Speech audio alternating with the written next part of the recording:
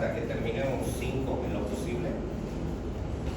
Y con las disculpas del caso con algunos grupos que ya les he comentado, hasta el 2 de mayo estamos con una contingencia en mi hospital por el hecho de que está cerrado la emergencia.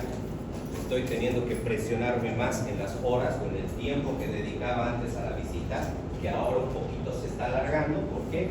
Porque los pacientes inestables igual lo están subiendo y hay dos grupos que antes por lo menos tempranito podía ayudarles, pero ahora bueno, eso pasa algún momento que igual dentro de la visita estamos aprovechando de ver algunas otras cosas más con los chicos. Hoy por ejemplo tuvimos ¿cómo se puede decir? La experiencia de haber visto una tuberculosis miliar, ¿no? ¿Quiénes saben? Ya saben que al ver una radiografía con otra que era del paciente de lado, una tuberculosis pulmonar, ya rayos X se han dado cuenta que no había sido lo mismo. Y que cuando vean eso, ya primera opción, pensemos posible TB. Esas cosas también vamos a llegar a tener para ganar un poquito de estas visitas que estos días, bueno, no siempre hay pacientes de gastro en un área de medicina interna, pero después ya se va a regularizar eso. Bien, ahora, para empezar ya hoy, también comentaba en las mañanas estos temas que se han percatado del cronograma que tenemos de aquí para atrás. Básicamente ya es un poco más complicado en el tema del examen físico, ¿sí? Hablar de síndrome de absorción intestinal deficiente, antiguamente llamado mala absorción, no puedo encontrar mucha clínica, como lo vamos a ver. Cuando hablemos de colon irritable, lo propio. En una enfermedad inflamatoria intestinal, lo propio. ¿Por qué? Porque todas estas enfermedades son funcionales. Tiene que ver la motilidad, tiene que ver la glucosa. O sea, no puedo como en una, no sé, a ver, en una varices esofágica, el paciente con una hepatomegalia, mire, vean chicos, pero sí podemos practicar con casos clínicos, ¿sí? Así que para estos temas, por favor, vayan leyendo, porque también es muy difícil, les dije, que en una sola clase pueda hablar de todo un síndrome de absorción intestinal, que ya de hecho con hoy se van a percatar que hay miles de causas que pueden llegar a este tipo, ¿sí? Pero también se van a desmotivar cuando vean que la única forma de poder, ¿cómo se dice?, diagnosticar a veces es por descarte. ¿Cuántas enfermedades que se nos presentan? Primero, consideramos por estadística. O sea, recomendación y sugerencia. Cuando llegue un paciente que ustedes no tienen la idea de qué es, pero estamos suponiendo algo, piensen por estadística cuál es más común. No se vayan mucho a hacer ciencia, a buscar una enfermedad del cromosoma 31, no sé, alguna cosa así. Y se lo están comiendo una úlcera, digamos. ¿Ver? Entonces, primero es como un antecedente epidemiológico. Dos, si eso da negativo, entonces busquemos antecedentes familiares. Por ahí es un cáncer, porque la madre ya era con un antecedente de SEA de mama, o el padre murió con un antecedente de SEA gástrico. Yo, como les expliqué en temas anteriores, tengo riesgos. Porque un sangrado, doctores, a nadie, creo yo, les va a permitir más de una semana ver y no hacer algo para ir a un médico, ¿sí? No necesariamente tengo que tener una hemorragia para que yo pueda ir a un médico y ver qué está pasando. ¿Ven? Hasta las chicas, ellas tienen un ritmo, por ejemplo, con su menstruación. Cuando ya ven que falta, o sea, que se acorta o se alarga, o es muy escasa o es muy abundante, hacen algo, se preocupan. Y peor si empiezo a hacer deposiciones con sangre, o alguna vez que se llamaba con la tos, hemoptisis o hemotoicos, dependiendo, o por último que empiece a ser negro, y ya saben que eso había sido sangre digerida. Entonces ahí empieza como en el tema de investigación, a ahí empieza un problema al que ahora debo ir a ver qué conclusión voy a llegar, ¿sí? Y si les estoy hablando esta introducción, es porque a partir de estos temitas que vamos a avanzar, el otro y el subsiguiente, ya es un poco más de análisis.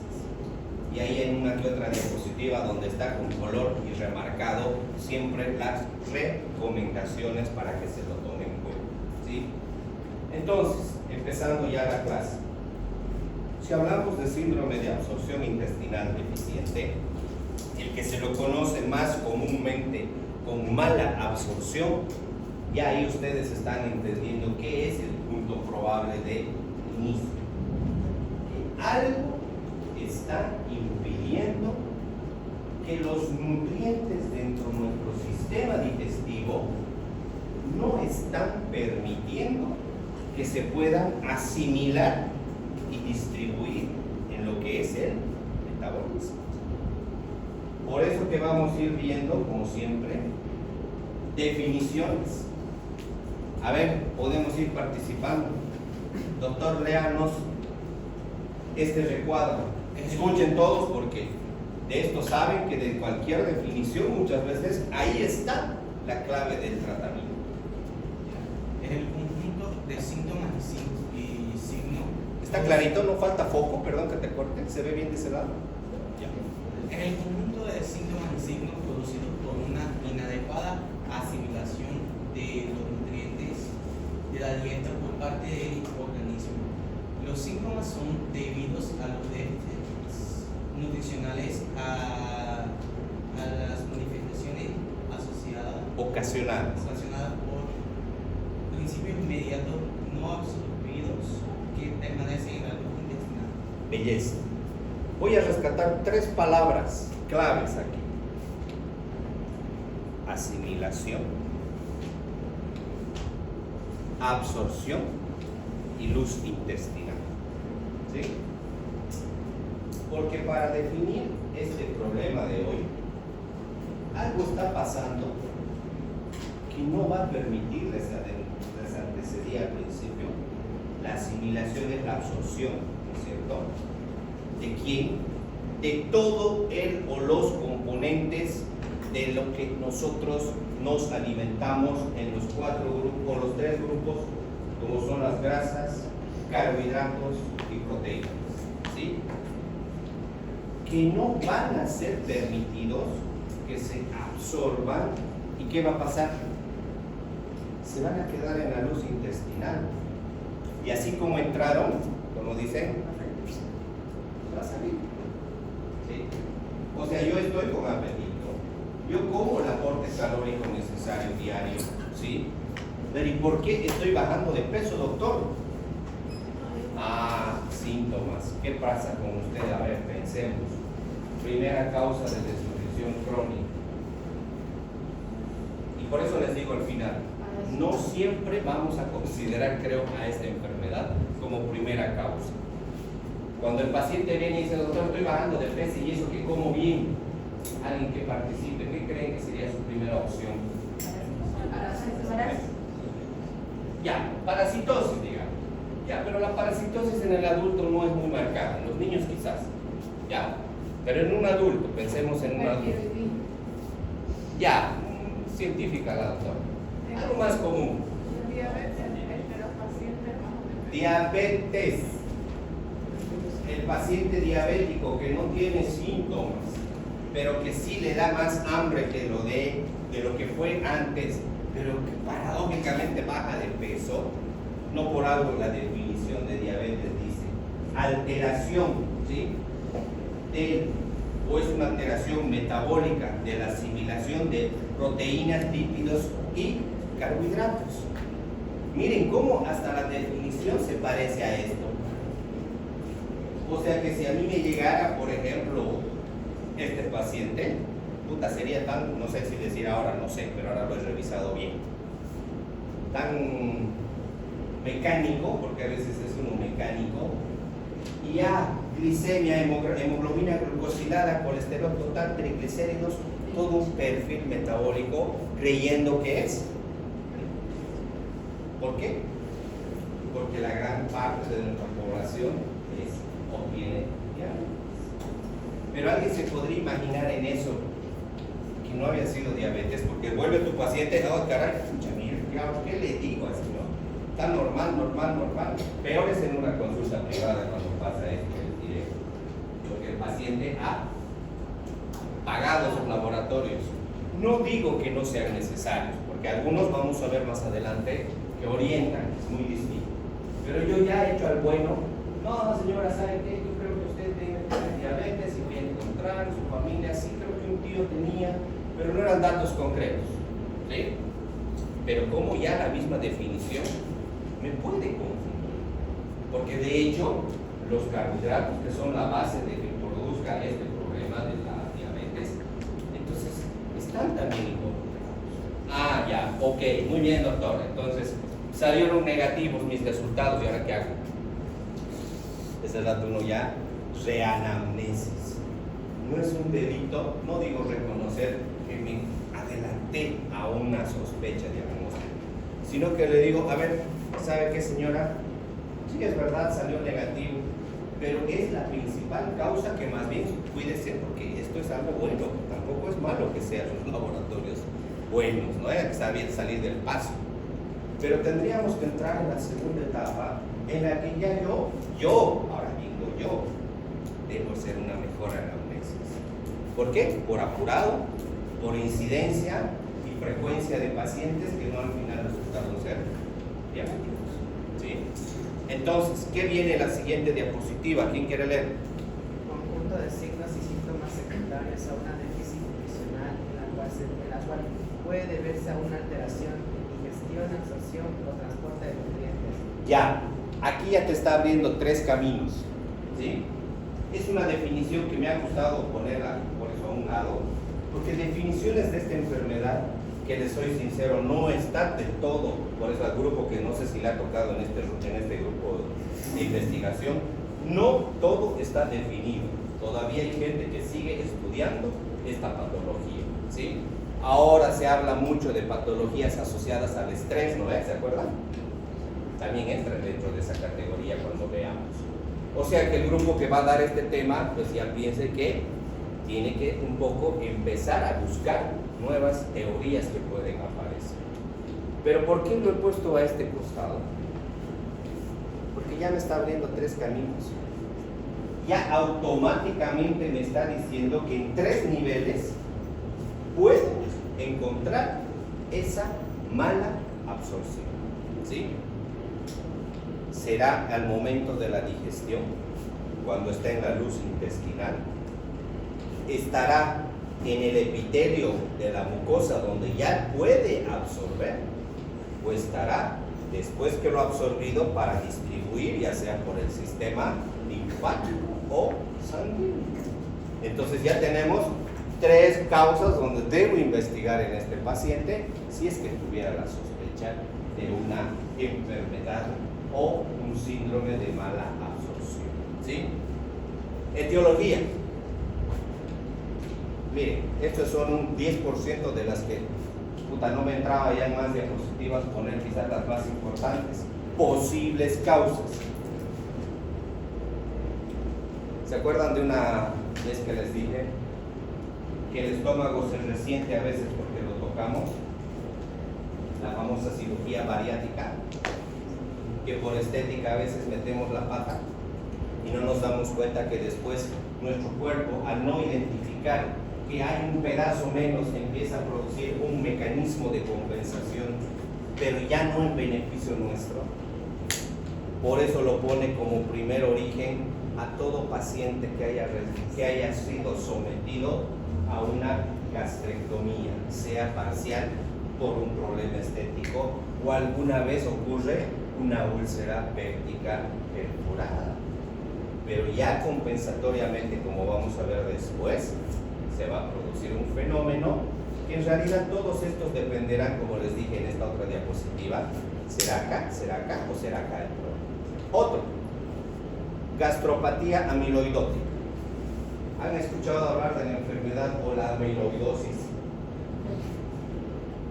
Son depósitos, es más raro, sí, pero son depósitos que se presentan en distintos tejidos por una codificación que al final, no puedo dar el término de tumor, pero se forman, repetitivo, formaciones en distintos tejidos que son como un obstáculo, algo que también impide, pero no es lo más común. Vámonos al páncreas. Esto me olvidé ponerlo en amarillo. Me dirán, pero doctor, ¿qué tiene que ver el páncreas si estamos hablando de intestinos? ¿Qué tiene que ver el páncreas si no está hablando de que el páncreas absorbe micronutrientes? No, sino que el páncreas también, cuando no está dentro de su función normal, que es la exócrina, porque ya sabemos que es una glándula mixta, ¿qué libera? ¿Qué enzima libera?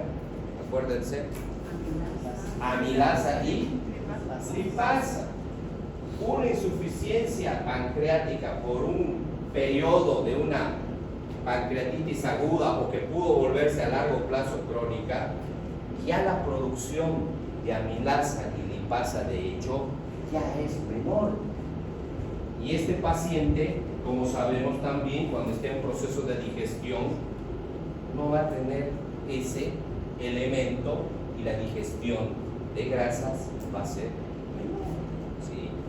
Por eso que recuerden que una pancreatitis aguda puede ser causa además de mala absorción. ¿Sí? Déficit de sales biliares. Doctor, ¿y ahora qué pasa con la vesícula?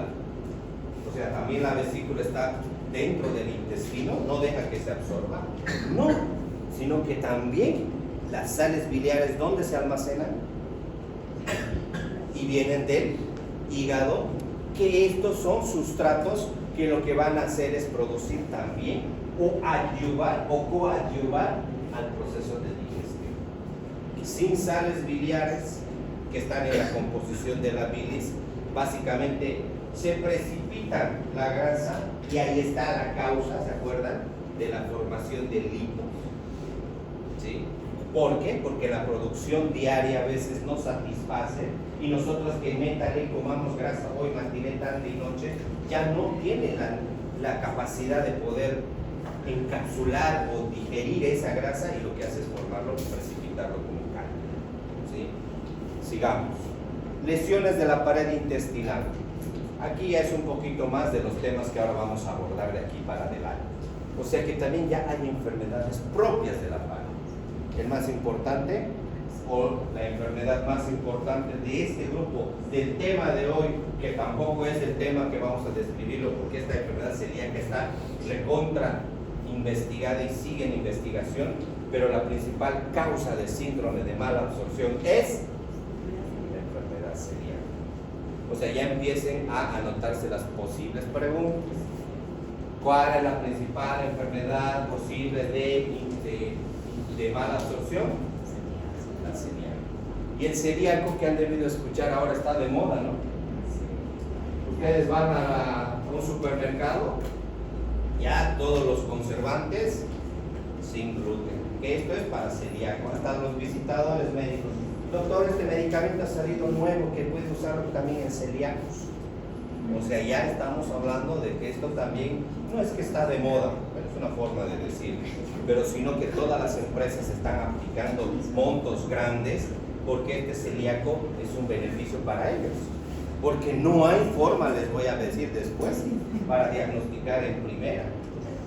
No es la primera opción. ¿O hay aquí algún celíaco? No.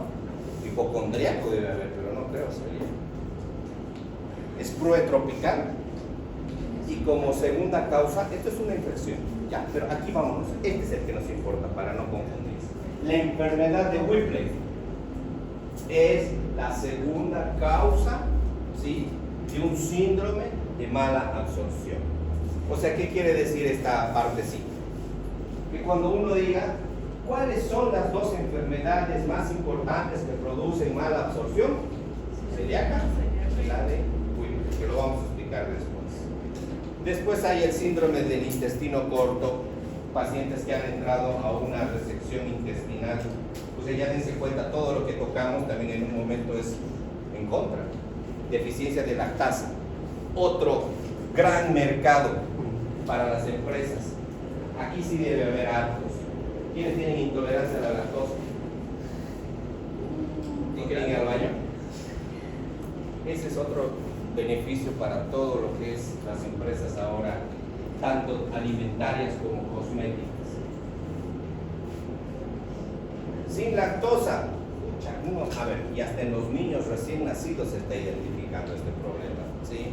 Diarreas inaparentes, que cuando uno hace cultivos de heces, negativo, negativo, negativo, ¿qué pasó? Entonces hacemos una prueba que después las voy a mencionar y sale en el moco fecal y resulta que sí, había tenido cierta tendencia a la intolerancia a la lactosa. ¿Por qué? Porque algunos, y sí, que sea hereditario, sí les comentaré eso. No tenemos esta pinche enzima, la lactasa, la que va a poder convertir, ¿sí? Y va a evitar que haga mala absorción y se pueda ir la leche como entró. ¿A cuántos han tomado un vaso de leche y ya en 10 minutos, creo que, o 15, están yendo al baño? ¿Sí? Así los que tienen ese problema. Y esto, y esto es pues lamentablemente algo que no hay forma, no hay cura. Probióticos toda la vida, no hay otra, tener que consumir, o también hay ahora los lactobacilos, pero todos no dejan de ser probióticos, no hay remedio para eso. Naciste así, moriste así, te soy sincero, no hay, así que los que tengan la esperanza de que ya algún día voy a tomar la leche como otros, es difícil, es como una ley. Tomo, vuelvo a hacerme de dieta. No, pero si ya no son pues derivados lácteos, pero son reemplazos. La leche de soya no tendría que hacerte daño, pero no es derivado lácteo. Entonces ahí sí pueden cambiar, pero no es lo mismo, ¿sí? Causas vasculares y linfáticas. Miren, alguien se ha pensado o alguien ha podido haber pensado que podía una insuficiencia cardíaca producir un síndrome de mala absorción. O sea que todo paciente que vea Chagas y fue hematizado en insuficiencia cardíaca, hay que ver por qué está haciendo diarreas. ¿Sí? Y a veces nosotros, es que estaba doctor con antibióticos, por eso está haciendo tal vez una, ¿cómo se llama? Una colitis pseudomembranosa. Cultivo, nada. Moco fecal, polimorfonucleares y los mononucleares, 0, 0. ¿Qué ha pasado? Porque uno de los efectos de la enfermedad, que lo vamos después a ir desglosando adelante, había sido parte de un cuadro cardíaco, ¿sí? Pero ¿quiénes tienen factores de riesgo? Estos me producen, pero aquí tantos, a ver, ¿cuántos estamos en este riesgo? ¿Hay alguien aquí que escoja uno? ¿Un familiar celíaco? Yo voy a ser posiblemente celíaco. Mierda, estamos jodidos, ¿verdad? Era que lo borren. O sea que todo el que bebe demasiado va a haber un momento en que la mucosa se va a atrofiar y va a empezar a... Y ahora bien que has entrado el tema, porque alguna vez, a ver, ustedes saben, en el hospital no sé si vimos paciente enólico, o como era nuestro diagnóstico, hepatopatía crónica de probable etiología enólica, ¿no ven? Son desnutridos. Y nosotros atribuíamos, no, lo que pasa es que este fue por comprarse trago, no come, o no se compra, o no le alcanza para comer, pero sí para beber. Lo sabemos. Pero todo paciente alcohólico, vean, a largo plazo, es desnutrido. ¿Por qué? Porque produce atrofia de las glicosidades del intestino, el alcohol, y por más que se meta cantidades industriales de comida o alimento, no va a absorber. ¿Sí? O sea que en vano está este tipo ayudándose hasta de elementos. A veces hay alcohólicos de clase alta, por si acaso, no solamente eso está asociado a los clase baja, ¿sí? O a los indigentes en situación de calle. Hay gente que yo tengo pacientes que tienen, claro, obviamente el nivel cultural y académico son de otra forma, pero ellos vienen diciendo, soy alcohólico, ¿sí? Y tengo diarrea. Y lamentablemente a veces bebo y se empeora. Y es el único, y le hablo de un caso de hace unos 4 meses que me pasó. Y hasta entonces yo no asociaba, por eso les digo, a veces hay que volver a leer algunas materias, porque yo no asociaba, yo decía, como siempre, no lo mal pensaba, este vicioso por chupar no está comiendo, ¿no ven? Ocurre que había salido producir. Otro, aquí ahora sí tengo varias, yo creo. Saben que las damitas siempre andan estreñidas, ¿no? Bueno, la gran mayoría. ¿Sí? Y dice que el abuso de los laxantes también puede producir. Me dirán acá, ¿por qué? Pero doctor, si estoy vaciando más bien toda la impactación fecal. Lo que pasa es que los laxantes son de contacto. Así como pueden disolver a las heces dentro del intestino, abajo también pues no creo que sea selectivo y solo agarre y disuelva a las heces, sino al moco que está revistiendo el intestino. Por eso todo extremo es malo, ¿sí? No por algo empezamos con dieta, con fibra, qué sé yo, y después ya el laxante. Pero está descrito que los que toman o tomaban laxantes pueden desencadenar una alteración en la absorción. Después, bueno, los antibióticos ya de hecho, ya se los he adelantado. Han escuchado hablar de, pero para darles un paréntesis, porque eso es bueno y eso sí es conocimiento general. Pero no hagan lo que cometen otros colegas el error. Ustedes cuando dan un antibiótico, ay doctor, el paciente, ¿y no me va a dar omeprazol para cuidar mi estómago? La primero que te piden, sin darse cuenta que ya los últimos antibióticos, claro, de buena calidad, ya vienen con una capa entérica, ya no hacen lesión gástrica, ¿sí? Pero el paciente a veces no se le informa y se toma aparte omeprazol más sin querer. Ese es un ejemplo. Pero a lo que quiero llegar de los antibióticos. Los antibióticos se ha demostrado que cuando son de amplio espectro quiere decir, ya saben, de alta cobertura de gérmenes, no es como dice el paciente, uy, me ha dado un antibiótico fuerte, no es que sea fuerte, sino que tiene la misma capacidad, pero de mayor grupo de familias de los microorganismos para poder producir su erradicación. Pero ¿qué pasa con los antibióticos?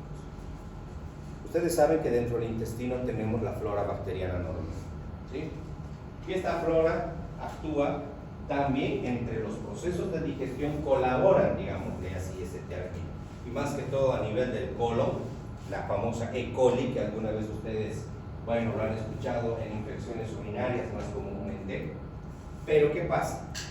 Que cuando ya se producen tratamientos por encima de los 7 días, en teoría, cuando ya estamos resolviendo otra infección, digamos, pongamos un ejemplo, una neumonía, ya ese intestino empieza a sentir que también toda la flora que era propia, ese antibiótico lo está eliminando, lo está sacando.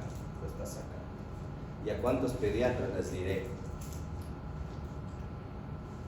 Han llegado los niños hasta terapia intensiva por deshidratación grave y siguen dando antibióticos cada vez de más alta cobertura, de mayor complejidad, de más cobertura, y si no se están dando cuenta que lo que estamos haciendo es barrer con tanto antibiótico sin necesidad. Ya un día hablé del uso racional de antibióticos, ¿sí? ¿Por qué? Porque ese intestino también debe tener esa flora en cierta cantidad para no producir un intestino aséptico, ¿sí? Por eso que ustedes, si a los 7 días identifican que el paciente tuviese recién una diarrea, háganle un estudio que se llama moco fecal. Y por seguridad, y se los puedo dar mi cabeza, polimorfonucleares y los mononucleares, 0, 0. Y ahí dice que falta la cantidad de probióticos, o dice, ¿cómo dice? Probiota intestinal alterada, entonces ya el mismo resultado que está diciendo que está necesitando que le devuelvas lo que el antibiótico se lo llevó, ¿sí? Ahí sí puede servir lo que les comparaba con el otro caso del omeprazol, que ya ustedes tengan el debido cuidado de que si van a utilizar antibióticos más allá de los 7 días mínimos, coadyuven con probióticos, ¿sí? Así evitan esa enfermedad que se llama la colitis pseudomembranosa. Entonces, doctor, ¿se tendría que reponer con algún fármaco igual? Probióticos. Florestor, no quiero hacer propaganda, pero el más común es el Florestor, multiflora, multitermina y no sé cuántos que hay, que lo venden en Protermina, perdón. ¿En cuánto tiempo se tendría que dar eso? Es depende de la respuesta. O sea, tú tienes pacientes que pueden resolver en una semana, hay pacientes que puede ser en 2 o 3 días, entonces es de acuerdo a la respuesta, no hay como se dice, una dosificación en días, ¿ok? Entonces concluyamos, si yo tengo factores de riesgo o saben que una de estas alteraciones pueden estar ustedes ahí o tengan un paciente a futuro, piensen que puede producir una mala absorción, ¿sí? Bueno, esto lo hice para que lo lean mejor en casa, pero aquí está el resumen. Me ha costado esta porquería hacerla, porque se supone que fisiología ustedes ya lo tienen comido, ¿no? Pero cada vez que me acuerdo de ustedes tengo que volver a hacer porque dije no lo han debido comer. No, mentira. Porque aquí vamos a demostrar la degradación, digamos, con ese término para que me entiendan, como una macromolécula. Por decir, hoy me como un buen pollo, listo. Tiene proteínas y tiene grasas, en la mayor parte, ¿sí? Pero esa molécula que la estamos digiriendo no es asimilable por el cuerpo. O sea, no va a pasar inmediatamente después que sea triturado en el estómago a vía sanguínea o linfática para distribuir a nuestras células y puedan nutrirse. No. Tiene que haber un proceso de hidrólisis. Quiere decir que esa macromolécula que se llama proteína, por ejemplo, hablando de las proteínas, gracias a la enzima gástrica que era, ¿se acuerdan? La pepsina, gracias además a otra enzima que está en el intestino, la pepsidasa, enteropepsidasa, bueno, perdón, lo he repetido, ¿sí? Que a nivel del duodeno, ¿qué va a pasar? Que todas estas enzimas van a hacer que todos esos péptidos que son, o polipéptidos, las proteínas, tienen que irse hidrolizando hasta llegar a aminoácidos. Hidrólisis, ¿qué significa? Que el agua va a descomponer moléculas grandes en moléculas que solo pueden ser absorbidas en este estado. O sea, es como querer entrar a una casa y yo soy 2 veces el tamaño de eso y no voy a entrar, ¿no es? Pero si me voy reduciendo o me voy partiendo o me van separando de miembros, por lo menos el brazo en un momento va a pasar. Entonces, en las proteínas no hay un paso directo como su forma química que veríamos, que no la puse, me olvidé, pero pueden pasar recién como aminoácidos. Por eso, si alguna vez preguntásemos cuál es la fórmula de absorbible de las proteínas, ¿cuál es? Hidrólisis. No, la forma, no dije quién los degrada. Aminoácidos. Ah, aminoácidos. O sea, la forma molecular que se reabsorbe en el organismo proveniente de las proteínas es aminoácidos. Ahora, lo propio va a pasar con las grasas. Tampoco las grasas van a ser absorbidas directo arriba. ¿Por qué? Porque en la digestión, ¿quién va a empezar? El yeyuno. Ojo que esta enfermedad de mala absorción se produce, me olvidé al principio, en la parte del intestino delgado. Es donde la parte, el tramo del intestino, llámese yeyuno, y la parte final, el ilion,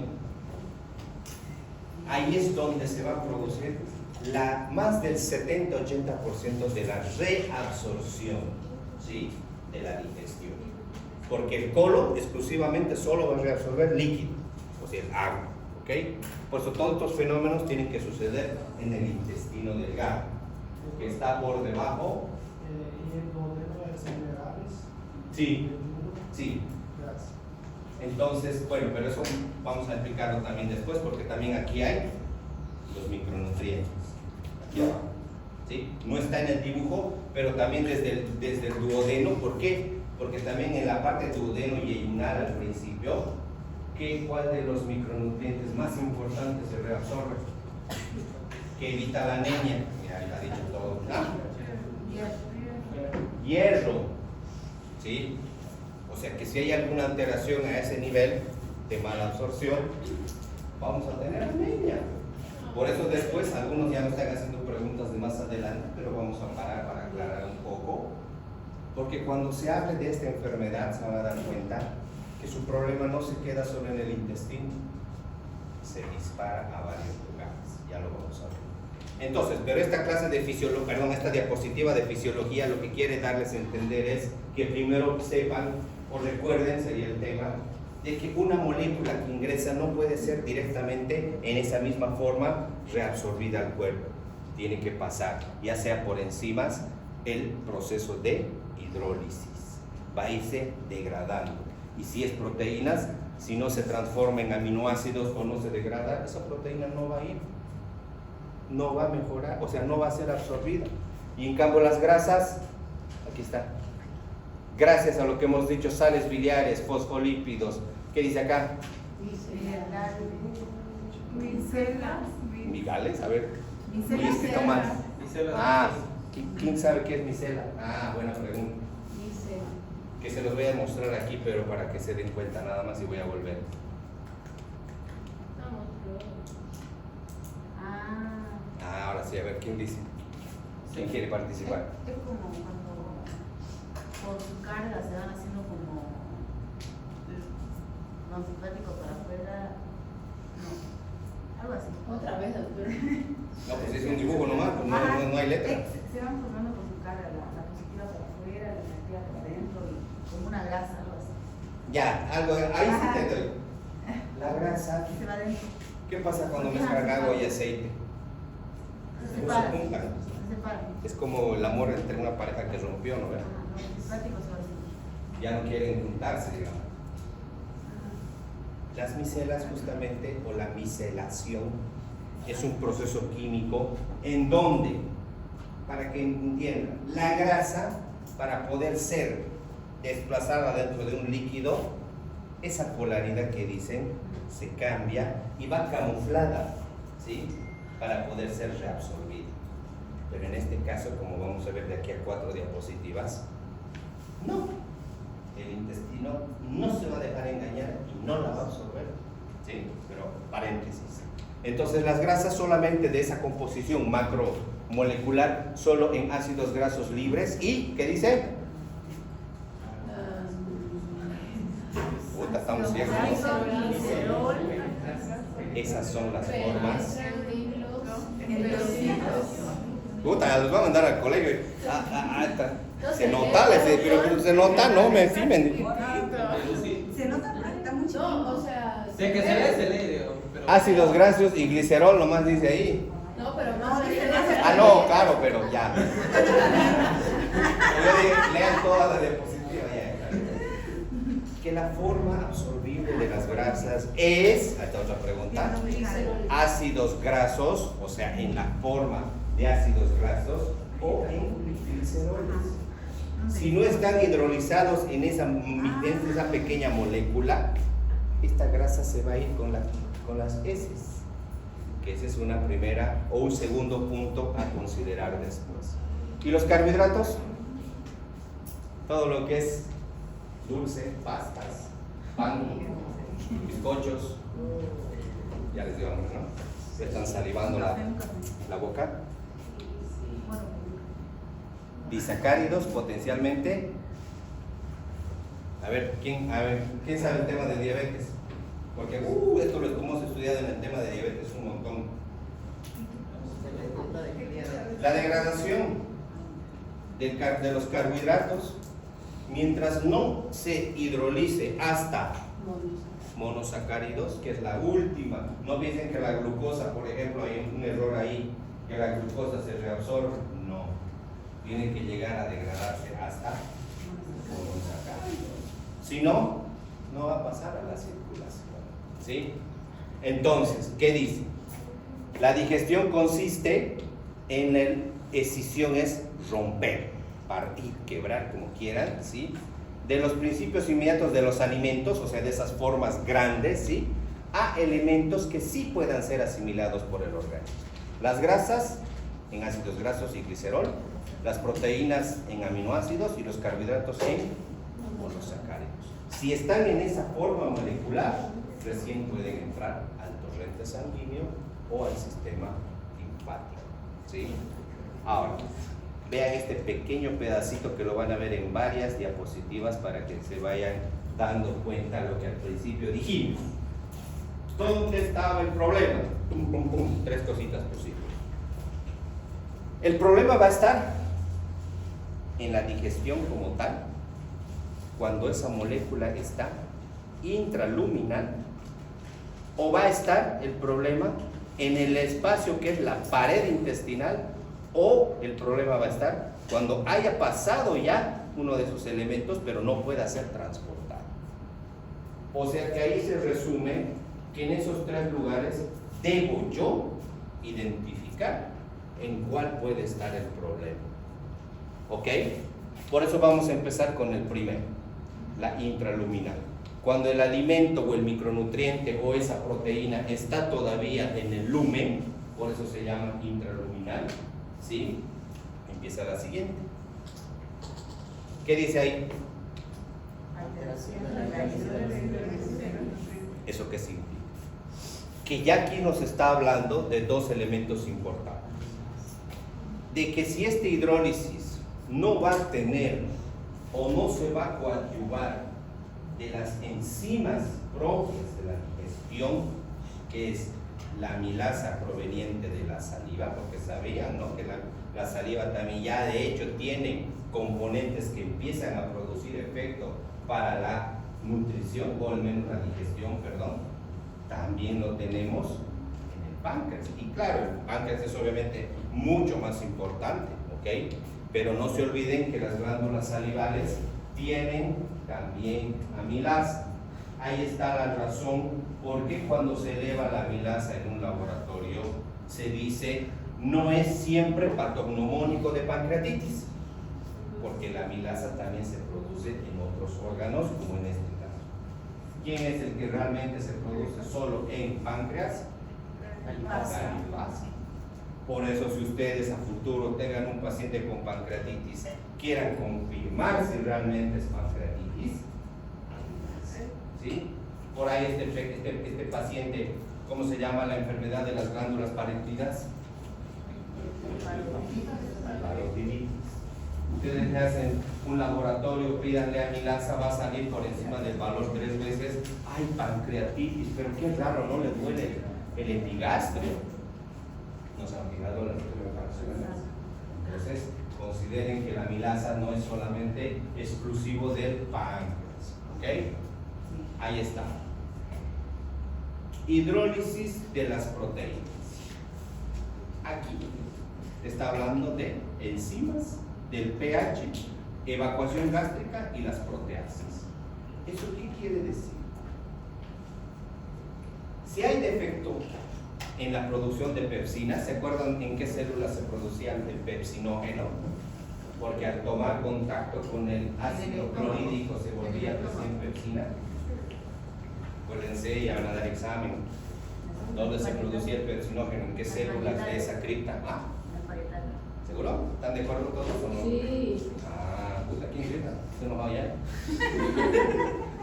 Entonces estamos hablando que en las células parietales ya también estamos hablando entonces de las vellosidades.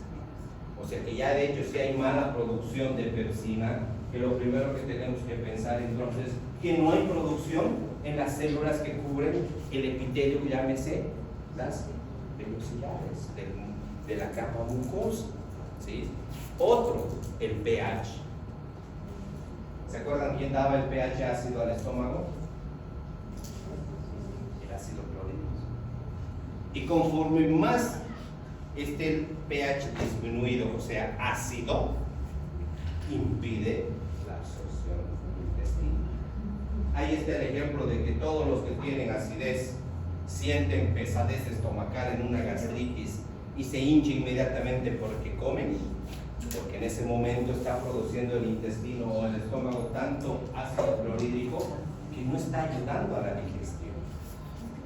Toman un digestán que es bicarbonato con un antiácido, empieza a mejorar la digestión, porque el pH del ácido clorhídrico, como es el caso de esta enfermedad que no está aquí, la de Zollinger-Ellison, es por una hiperclorhidria. Entonces, ¿qué debo pensar? Que si a este paciente lo tengo todo el tiempo con acidez gástrica, no va a haber buena absorción. Ojo que estoy hablando a nivel luminal, ¿sí? La evacuación gástrica, ¿qué significa? De que todo paciente que tenga alteración, como llámese dispepsias, llámese mala digestión, que eso es otro término que se aplica acá, también tiene problemas para que se produzca una mala absorción. Y por ende las proteasas, que son enzimas que ayudan. Entonces, si se dan cuenta, para resumir esta fase intraluminal, es o son las deficiencias de las enzimas que están colaborando al proceso de digestión. Y aquí el único que sale sería el pH, porque mucho ácido clorhídrico impide, y por eso está el síntoma dispepsia. O sea, que antes que esa proteína, llamémoslo así, o grasa, o caso contrario carbohidrato, se choque hacia la mucosa para poder ser reabsorbida, ahora estamos en la parte del lumen todavía, solo es cosa de enzimas. Páncreas no me ayuda, ni modo. No me ayuda la parótida o las glándulas salinas, no, ni modo. Entonces la absorción va a ser deficiente. ¿Sí? Ahí está. Otra vez aquí está. Y esta es una diapositiva que me gustó que la vean, porque este efecto micelar, que aquí lo estamos viendo ya, la respuesta que hace poco pedí. ¿Qué dice? A ver, una vez que las grasas están hidrolizadas, o sea, quiere decir que ya se están tornando a ser ácidos grasos o glicerol, ¿sí? ¿Qué dice ahí? Para ser absorbidas dependen de la formación micelar. O sea, que si no se polariza, esta es la molécula de grasa, digámoslo así, ¿listo? Si no se polariza, como dijo la doctora, entonces esa membrana del enterocito no lo va a poder entrar. ¿Se acuerdan cómo está formada la pared celular? Sí. ¿Qué? ¿Cómo? ¿Qué se llama eso? Por una bicapa fosfolipídica. Ah, fosfolipídica. ¿Y si esta estuviese acuosa, pasaría, ustedes creen? No. Tiene que ser compatible para el traspaso, ¿sí? Entonces, los ácidos grasos y las sales biliares van a ayudar a que se produzca esta formación micelar, y así, en esa forma camuflada, digámoslo así, porque esto no es patológico, esto es lo normal, va a poder pasar esa grasa, o ese, claro, en este caso sería todavía grasa, o transformándose ya ácido graso, para poder pasar hacia la mucosa recién del intestino, ¿sí? Que lo vamos a ver acá. Ya estamos entrando a la segunda fase. En el lumen, resumiendo, hemos visto que las enzimas, si son defectuosas o poca producción, la absorción no va a ser la misma, ¿sí? Pero ahora, ¿qué va a pasar aquí? ¿Dónde está el dibujito? Esto, por si acaso, era el dibujo grande que está partido. Que ahora, ¿cómo va a pasar de ese lumen hacia la circulación? Porque al medio está ¿quién? La pared del intestino, ¿sí? O sea que ahora veamos qué problemas puede ocurrir en esa pared que no va a permitir que del lumen pueda pasar hacia la circulación. O sea, una cosa ya no está produciendo ácidos grasos, no está produciendo las enzimas digestivas, pero ya no es problema. Hemos hecho estudios, se ha visto que no hay producción de mucha gastrina, qué sé yo, pero sigue el síndrome de la absorción, de mala absorción. Nos vamos entonces a ver si no hay problemas ahora en el espesor de la pared intestinal, ¿sí? ¿Y ahí qué va a suceder? Alteraciones de la mucosa. Que puede haber, correcto, puede ser alteraciones del moco o de la mucosa, de la primera capa, ¿se acuerdan, no? Las 4 capas de todo el tubo digestivo, o puede ser de la misma pared, porque la pared ya no es mucosa, solo mucosa, perdón, puede ser submucosa, muscular y lacerosa, o sea, que una puede ser solo arriba en la capa superficial que se llama mucosa, o ser en todo el espesor de la pared. ¿Me dejo entender? Ideal sería que sea solamente en la mucosa, pero generalmente es en todas las capas. Y esto es un dibujo esquemático para que se den cuenta que las vellosidades deberían tener una cierta longitud, que por eso cuando hemos hecho un dibujo, un esquema, la clase de enfermedad ulceropéptica, las células P se producían acá, que al fondo estaban las cromafines y demás. Pero ¿qué pasa ahora? Van perdiendo longitud hasta llegar a ser atróficas. O sea, ya no va a haber los puntos de entrada. Por más que yo le dé el alimento o dieta enteral que a veces utilizamos para dar por sonda nasogástrica, este paciente no va a poder absorber, por más que le estemos facilitando esa digestión ya con componentes o micronutrientes preparados, porque ya no hay quien lo absorbe. Ahora, ¿quiénes están en la sola mucosa? La enfermedad celíaca, el sprue tropical, las dermatitis herpetiformes, Y1 y ileitis ulcerativa, enfermedad de Whipple y la enterocolitis o enteritis eosinofílica. O sea que todas esas, si es que estuviésemos para preguntar, ¿cuáles solo afectan la capa de la mucosa? ¿Sí? Pero en su defecto, en la variedad estructural, ¿cuáles son las causas? Yo les pregunto, ¿alguna vez han escuchado de la tuberculosis intestinal? Sí. ¿Pero saben que existe? Sí. La tuberculosis intestinal, que es una infección que empieza por el lado del pulmón, pero por vía hematógena, se puede distribuir a cualquier lado. No está en esta diapositiva, ¿por qué? Porque estas son literaturas de afuera. Pero en nuestro medio, Bolivia, ¿sí?, es más raro que sea un linfoma la causa, es más raro que sea la de Crohn o las que siguen, porque aquí la principal causa es la tuberculosis intestinal. Porque no te va o no se va a conformar solo con la mucosa, te va a agarrar todo el espesor de la pared. Por eso dice, por ejemplo, en la enfermedad de Crohn, así se debería ver un corte transversal del intestino delgado. Pero ¿qué pasa? Hay aumento del grosor. Y el grosor no es porque aumenta la superficie de absorción, que sería ideal para que absorba mejor la mucosa. No, lo que aumenta es el espesor de la submucosa, de la muscular y posiblemente de la serosa. Que más bien lo que están haciendo es impedir, porque están poniendo más capas de filtración a la absorción del alimento. O sea, que no es bueno que haya una hipertrofia de la pared porque su reabsorción va a ser menor. Y aquí les digo, por eso aquí arriba, el más común en nuestro medio es la tuberculosis intestinal. Linfomas he debido ver uno en toda mi trayectoria, creo, ¿sí? Y más no. ¿Por qué? Porque es una enfermedad que hemos visto en el tema, ¿se acuerdan de enfermedad ulceropéptica? ¿Sí?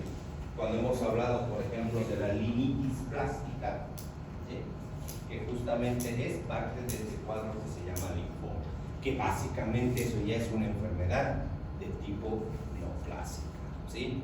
Entonces aquí en la fase luminar lo que tienen que entender es todo proceso que dependa del grosor de la pared, ya sea de la mucosa o de las otras capas, que van a impedir esa absorción. ¿Sí? Doctora, tuberculosis intestinal estaría en la clasificación de alteraciones estructurales. Sí, porque te agarra toda la pared. ¿Ok? Sigamos. Seguimos en la pared. ¿Quiénes pueden también producir? Unas eran mucosas, otras eran intestinales. Pero miren aquí qué es. Agentes biológicos. O sea que ciertas, aquí está mal por si acaso, ¿sí? La tuberculosis era de la otra diapositiva. Pero aquí sí quiero que entiendan esto. Una parasitosis que puede producir un síndrome de mala absorción. ¿Qué creen? Sí.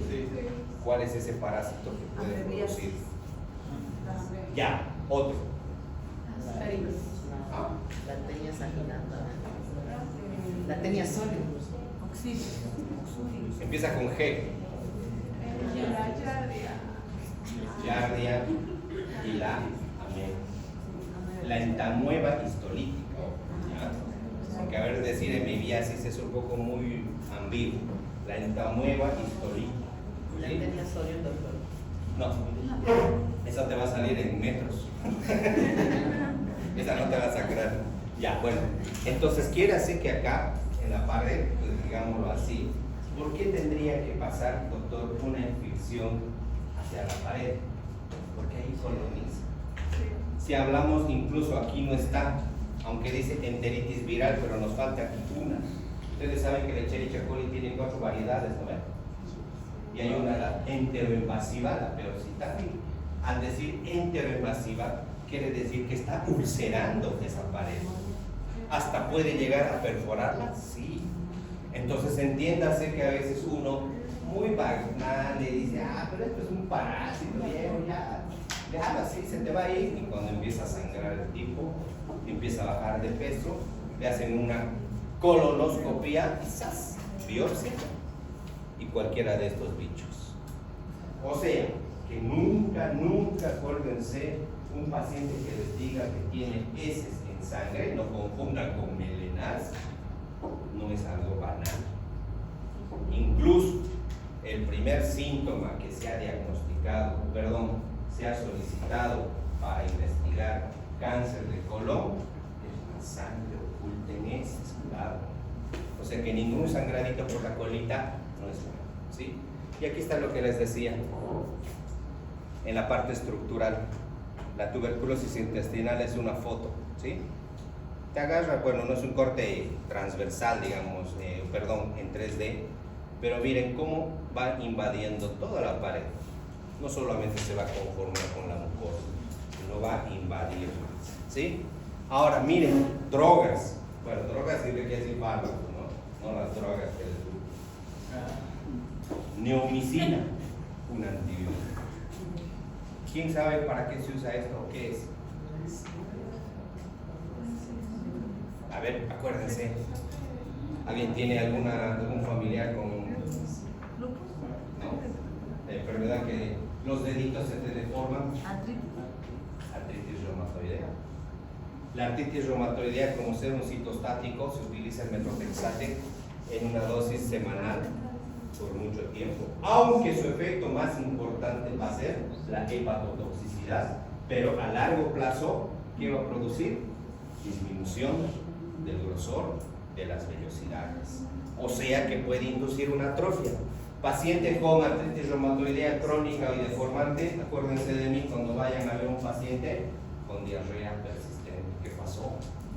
¿Será que se ha comido algo? No, pues es inmunodeprimida. Debe ser una infección. No.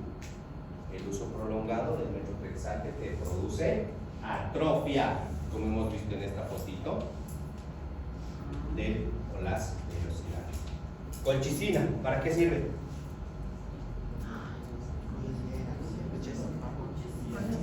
En mi vida he escuchado un poco. ¿En serio? Ya te va a tocar viejo en un momento porque ya te voy a dar la razón. Ahí no me digas. El que me ha entendido ya va a entender. ¿Cómo es? ¿Para qué la colchicina? Me suena antibiótico.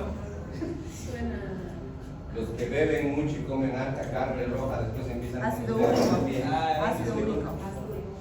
Este es un uricosúrico. Se utiliza en las crisis agudas de la artritis gotosa. Entonces significa que todo paciente que aparte que está con su dolor de dedo ahí, en las articulaciones de tipo precipitación de cristales monofosfatos de ácido púrpuro, entonces pueden ser diarreas.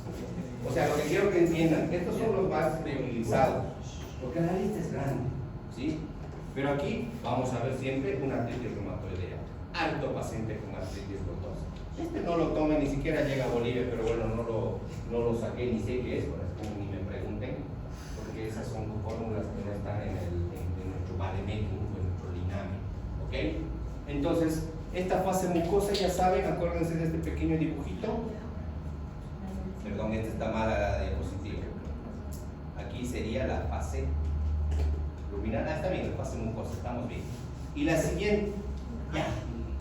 Había buena producción de, ¿qué dijimos al principio? Cuando es intraluminal, de las enzimas. Perfecto, no es la parte luminal. Ahora, investigamos. No hay ninguno de estos antecedentes, no hay consumo de estos medicamentos, tal vez no hay estas causas. Entonces, ¿qué va a pasar? Llega el transporte, enfermedades que puedan impedir que ya cuando sea reabsorbido por la mucosa, ahora ese aminoácido, ese ácido graso o la otra forma, el monosacárido, ahora lo lleve y lo distribuya. Ahí hay alguien que impide. Le ha costado al intestino absorber del intraluminal, lo ha dejado pasar la mucosa y la pared y se ha reabsorbido por los capilares, pero ahora ¿y qué pasó? Nada, ahí están. Alteraciones linfáticas o vasculares. Quiere decir que este grupo de enfermedades, sí, van a ser, si se presenta, que el transporte por los linfáticos se impida o sea defectuoso. Pero si va a ir por la vía vascular, son estas zonas, ¿sí? Este isquemia intestinal, que más lo manejan los cirujanos, por cierto, porque el infarto mesentérico es uno de los inicios de este problema, es con riesgo de vida. O sea, no quiere decir, es infartado su intestino, listo, esa es la causa. No, porque este paciente, si no entra resección ileal, o ya sea yeyunal, básicamente va a morir, porque se ha necrosado. Entonces, estas ya tendrían que ser complicaciones postquirúrgicas de un paciente que lamentablemente tenía un síndrome de mala absorción y paralelamente pudo haber sido un cardiópata con una arritmia que lanzó un émbolo e hizo un infarto mesentérico y con compromiso intestinal. Ya es más complejo, ¿sí? Si vemos, a ver, solo por conocer qué enfermedades linfáticas pueden producir este transporte o alteración, ¿qué dice ahí? Linfagiectasias intestinales, así como se puede producir dilataciones anormales en los trayectos de los vasos linfáticos, también, como en los vasos sanguíneos, también se puede producir en los vasos linfáticos, ¿sí? Las enfermedades ganglionares, hay una muy importante que al principio los que estaban conmigo en las visitas, ¿se acuerdan del súper tatuado? Sí. Con sus ganglios. Me ha hecho síndrome de mala absorción al principio, ¿sí? Y ahora vieron, fue parte de nuestro tema de la anterior semana, ahora sí ha estreñido y hemos visto la impactación fecal, porque él tenía compromiso ganglionar y los ganglios son dependientes de ese sistema, ¿sí? TB, nuevamente, la tuberculosis, ¿sí? Porque también ustedes saben que la tuberculosis no solo es por diseminación hematógena, sino también linfática, ¿sí? Enfermedad de Crohn y Whipple, que son, este que está pendiente y este que sí corresponde a la segunda causa, dijimos, ¿no? De un síndrome de mala absorción. Pero si hablamos de la parte arterial, ateromatosis, ojo, cuidado, ahí está una que es muy común. La ateromatosis, ¿qué es? La colección de placas de ateroma en arterias grandes o pequeñas, ¿sí? O sea que no solamente una ateromatosis puede producir un infarto o un ACV, sino también lo que dice ahí arriba, un isquemia intestinal, y produce secundariamente alteración en el transporte, porque es como un ACV en la cabeza, ese pedazo de tejido ya no sirve, ¿no? Ya está necrosado.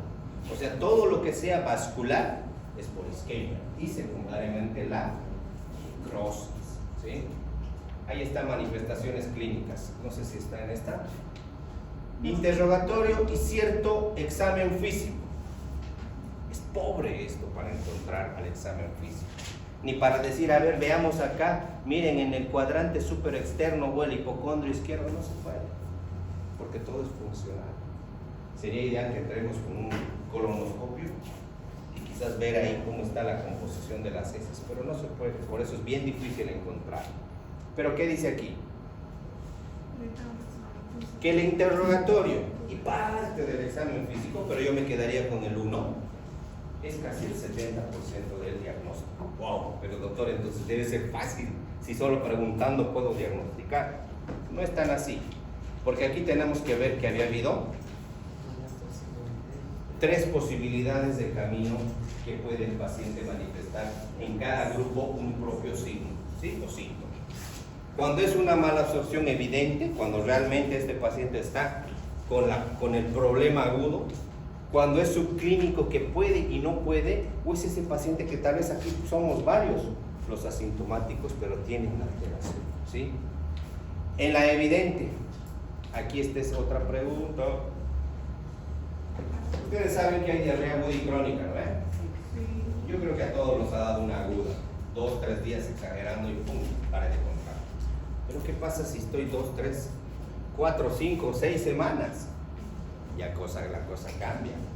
Ya el hecho de que la diarrea se lleva sodio, potasio, ya van a empezar problemas secundarios, ¿no? No el hecho de ir al baño cada rato, no es el problema ese, sino que vamos a perder electrolitos.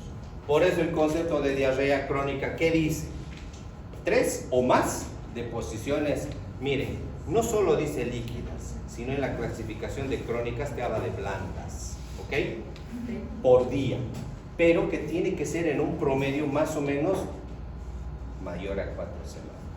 Esto sí es un poquito llamativo, pero esto es de la literatura. Peso. ¿Alguien lo ha pesado?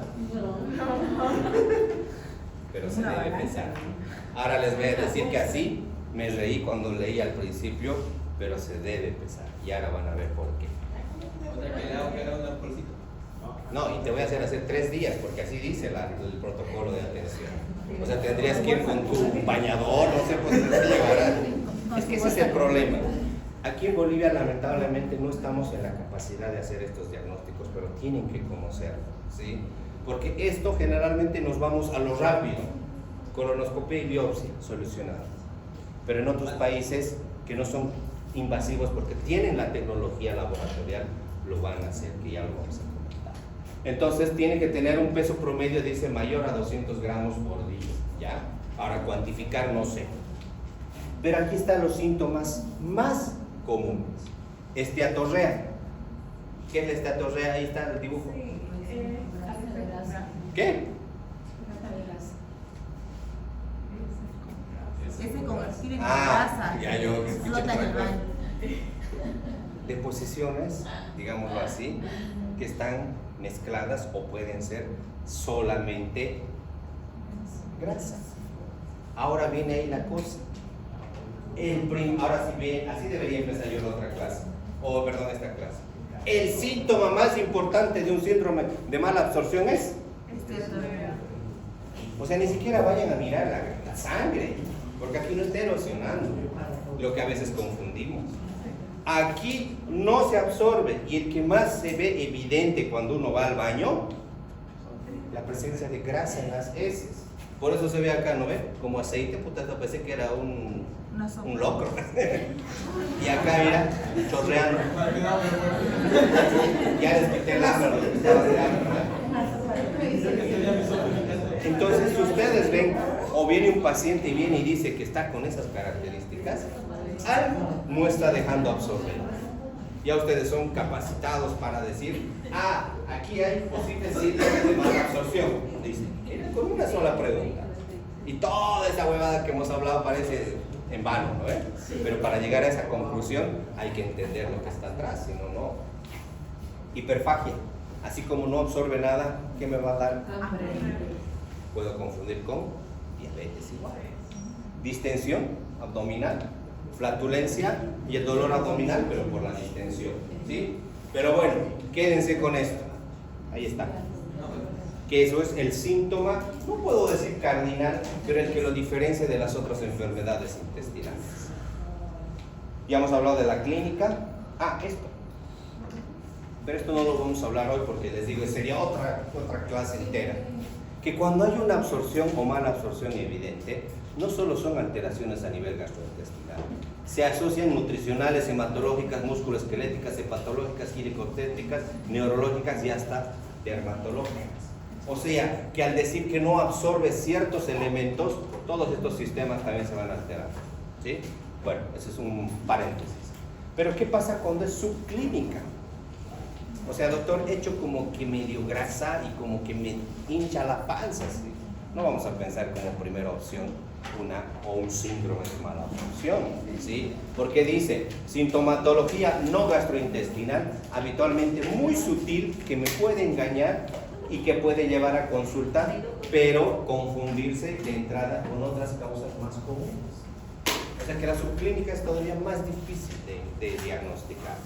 Y la sintomática, solo los que tienen en la primera o segunda diapositiva factores de riesgo. ¿Listo? Sigamos. Diagnóstico. Todo esto es lo que deberíamos considerar cuando mandamos nuestras heces. Volumen y los electrolitos fecales. La grasa fecal. El tipo de absorción de hidratos de carbono. Para ver si hay permeabilidad intestinal, pérdida proteica intestinal y la función pancreática. De todo esto, acá en Bolivia solo aplicamos esto. Pero ¿qué voy a ver? Ya estamos acabando, 3 minutos. ¿Qué dice ahí? O sea, la atención a ver cómo está o qué está haciendo, ¿no? Como cuando el niño se traga una moneda y está 3 días de ahí. Hace o no hace, digamos, para ver si lo expulsa. Pero ahí, ¿qué nos importa saber? Volumen, si hay sangre y contenido, grasa. Y ahí está. Recolección de materia fecal de 24 horas. O sea, 24 horas tendrías que recolectar para que en laboratorio tú le pidas el peso, que decía más de 200, si hay grasa, sangre, pH, ionograma, elastasa, el clearance de alfa-1 antitripsina, laxantes o magnesio. Eso léanlo. No hay en la vida real acá en Bolivia, les soy sincero, ¿sí? Pero tienen que conocer. Ahora, hay otro estudio que habla de 48 horas, imagínense. ¿Qué métodos de diagnóstico invasivos y no invasivos? Todo esto deberíamos pedir. Coproparasitológico, coprocultivo, tinciones, el esteatocrito, Vancomycin, serología para descartar, estos son serologías para descartar la enfermedad celíaca. Después, bueno, eso leanlo, es de conocimiento. Pero ¿qué podemos ver acá en Bolivia? Una radiografía contrastada, una colonoscopía, o en este caso una yeyunoscopía y TAC. No hay más, ¿sí? Después todo esto es saludo a la bandera. Y los métodos invasivos, que es este. Diagnóstico, grasas, esto ya es repetitivo. Es lo mismo, así se ve al microscopio, la esteatorrea, por si acaso, ¿sí? Han confundido con amebas. Tratamiento, pilares, generales y especiales. Aquí no hay donde perderse porque no hay, así les digo. Lamentablemente no hay. Simplemente van a tener que dar tratamiento a lo que produjo el defecto. Ejemplo, enzimas pancreáticas. Si es que sabemos que la fase luminal está alterada porque no hay producción de estas enzimas. Antibióticos. Si veo que hay una bacteria, como hemos visto en el sprue tropical, por ejemplo, hay que dar bacteria. Corticoides. Si supiéramos que es una enfermedad de Whipple. Beta bloqueantes inhibidores de la bomba de protones, porque dijimos que el pH no debe estar ácido. Colestinamina, octreotide, ácidos biliares y corrección de todo lo que sea alterado endocrinológico. Ya, como les digo, no hay un tratamiento que les diga como en la úlcera, no, ya, omeprazol. O en el caso de una úlcera, o como es una varices esofágica, beta bloqueantes. Aquí solamente comprende a los efectos que ha producido esa mala absorción. Porque no voy a encontrar, y sería ideal, ¿no? Encontrar un medicamento, ya sé que es en la fase luminal, pum, ahí ayudo. ¿Ok?